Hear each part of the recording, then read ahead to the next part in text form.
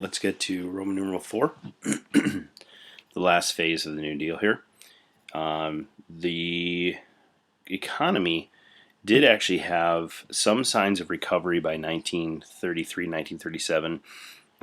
Banks were stabilizing and business earnings were actually on the rise. Unemployment was still around 15%, but was down from 25. The winter of 37, the economy began to slide backwards again. They would basically call that a recession, which, if you're in the middle of a depression, seems weird to hit a recession, but it can happen, especially when you have some recovery. The government policy was in part to blame.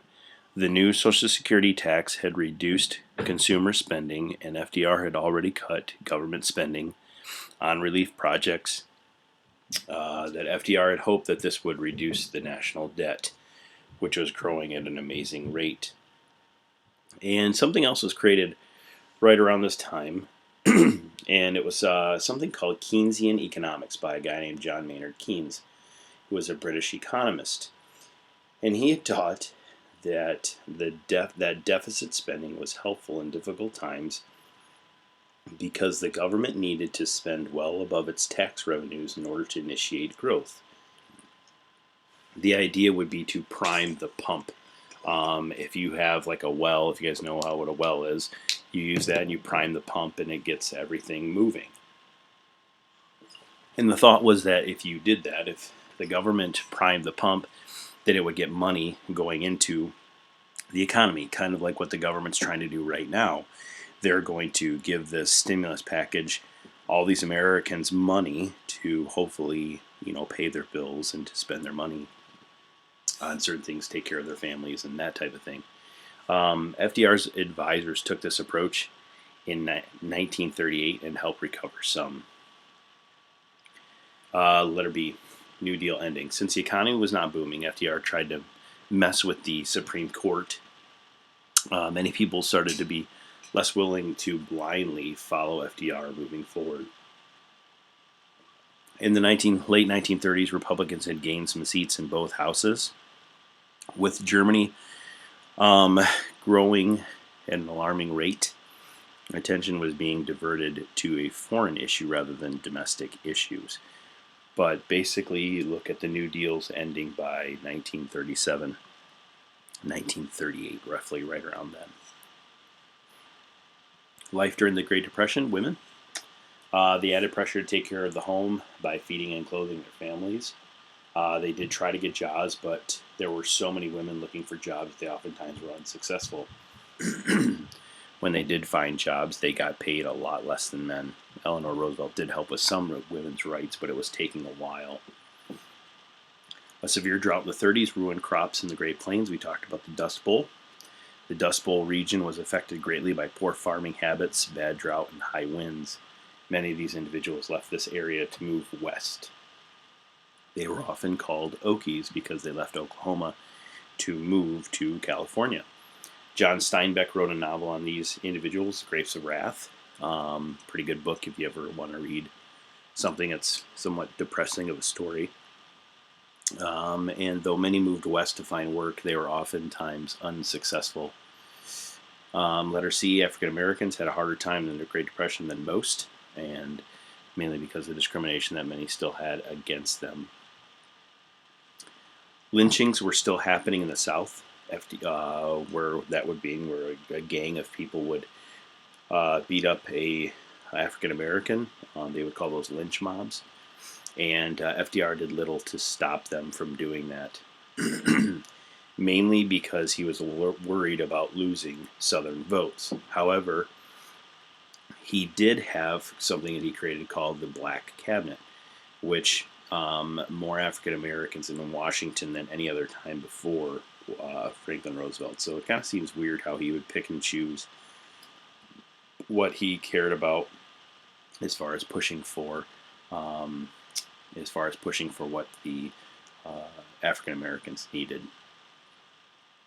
The Fair Employment Practices Committee, the FEPC, set up to help minorities gaining jobs in defense industries. Native Americans, the Indian Reorganization Act. Congress repealed the Dawes Act. and returned lands to the control of tribes and supported the preservation of their culture on what we would call Indian reservations. And that's what we have today. If you remember, the Dawes Act is the thing that broke up all those tribal lands.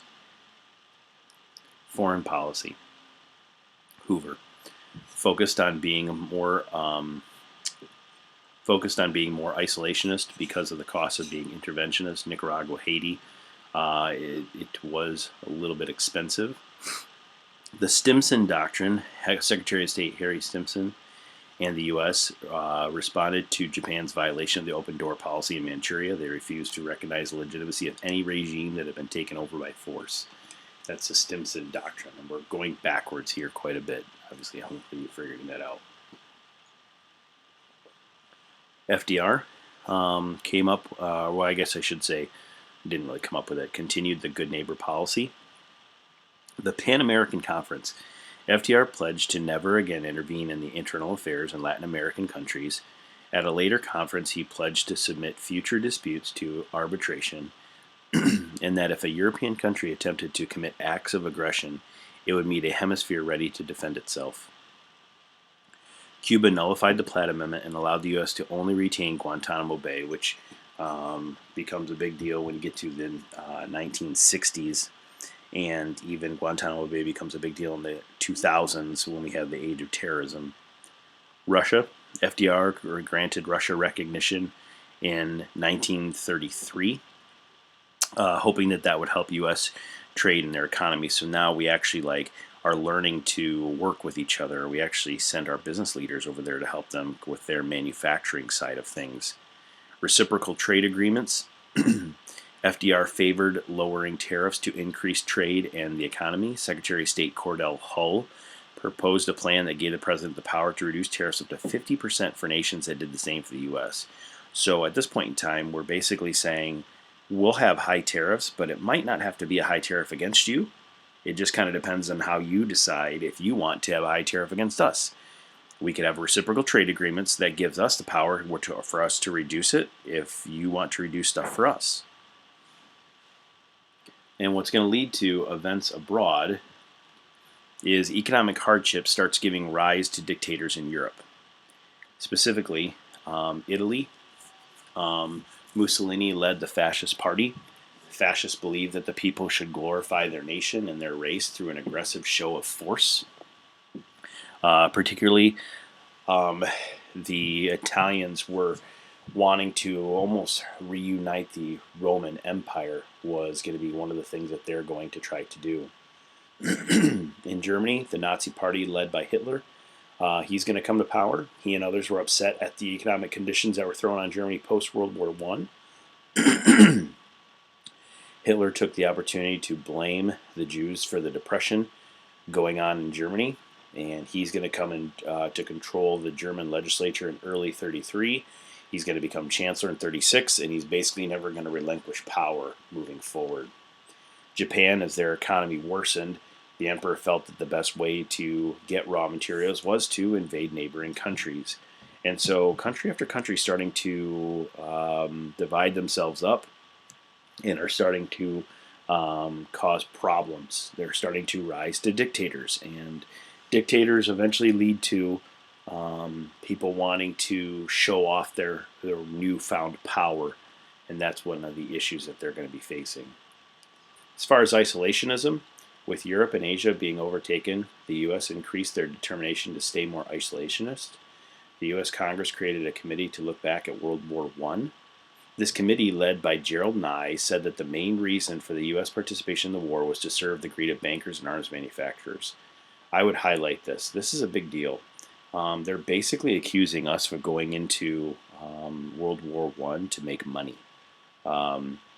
And although you could make an argument that the bankers and arms manufacturers are going to benefit from it, it just seems like a very weighty argument to say that's the only reason we got involved. We passed a series of neutrality acts in 1935, 36, and 37 that said the following. 35, it authorized the president to prohibit all arms shipments and to forbid U.S. citizens to travel on the ships of aggressive nations. Because again, as this is happening, Italy's starting to invade places, Germany's invading places, And so we're trying to keep our citizens safe. 1936, it forbade the extension of loans and credits to those nations. In 1937, it forbade the shipment of arms to the opposing sides in the Civil War that was going on in Spain. The Spanish Civil War seemed to be the first place where fascism faced republicanism. FDR wanted to support the Republican or the Loyalists, but because of the Neutrality Acts, he couldn't do that. Francisco Franco, the Fascist Party leader, prevailed and established a dictatorship in Spain. And so, in the only spot that really seemed to go fascism versus republicanism, fascism won out. In the American First Committee, people were scared of getting involved in World War II. So individuals, Charles Lindbergh here, helped mobilize this committee to warn the country about getting involved in another world war. And that's going to lead to Prelude to War. Europe was very nervous about a second world war, so that led to a policy of appeasement with Hitler and with other dictators. Italy attacked Ethiopia, and though the League of Nations and U.S. objected, nothing was done to stop them. Germany invaded Rhineland, an area that they lost during World War I. Germany invaded Sudetenland, another area that they lost out in World War I, but this time Neville Chamberlain, from British Prime Minister, met with Hitler at Munich and had the Munich Conference and agreed to give up the Sudetenland in order to get Hitler to stop growing his empire. Hitler agreed, and he said, yes, I won't invade anymore. Just give me this one more piece, even though he's lying about this. And FDR acted much like Wilson during this time, preached neutrality, but increased military budgets to get ready for war just in case. We'll stop there.